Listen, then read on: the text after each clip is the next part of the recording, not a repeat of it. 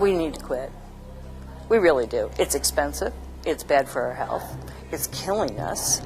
I know that, there's all these studies that show that we die 25 years younger than the general population. And I think smoking certainly is one of those factors. I was getting cancerous stridation in my mouth. I had a major heart attack, but I had a small stroke. I do have severe problems with breathing because of it. I have a harder time breathing. Yeah, breathing's kind of nice. I think that could have aggravated some of my mental health issues. I never had a mental health provider ever discuss it. I don't talk to my therapist about that. She never brought it up. No, we've never talked about it.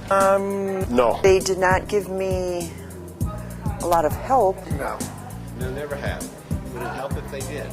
Yes, of course.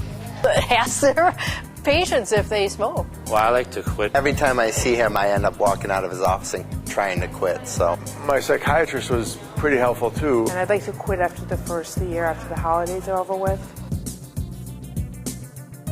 I picked it up when I first became mentally ill and was in the hospital. In the olden days, it was used as a behavior modification program. If you behave, we'll give you a cigarette.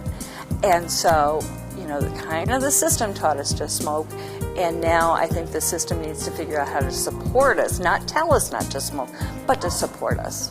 Yes, well, I'm not sure at all how to quit. I tried to stop drinking at the same time.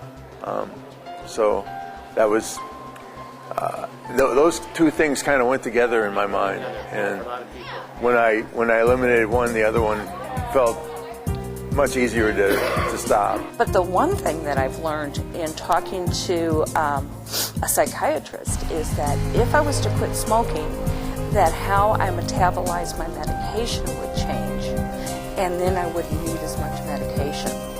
And that smoking actually increases the level of medication I need to take. And so that's been, finding out that fact and knowing that that's proven as science, that's my latest motivator for quitting. Smoking was the first thing I gave up, but it was the first in a long line of things I gave up, which has helped my mental health and my physical health quite a bit over the years. But giving up smoking was definitely a win-win situation. Well, first thing I'm going to do is call the quit line. The support was extremely important. It would help if the psychiatrist or the therapist would kind of work on it with the person on a continuing basis. Yeah. Zyban, and that made a huge difference. Nicorette gum, I think it was the oral thing. You don't deal with mental illness simply by taking a pill. You have to learn coping skills, you have to learn how to deal with issues, you have to learn how to manage things, you have to learn new ways of living. And then helping people come up with their own recovery story instead of saying, well, take the nicotine patch or do this. It's completely, you have to retrain your habits. If we had peer support around no smoking, that would be really helpful. But I do like the information you have here about the different helplines and Support the person, work with them.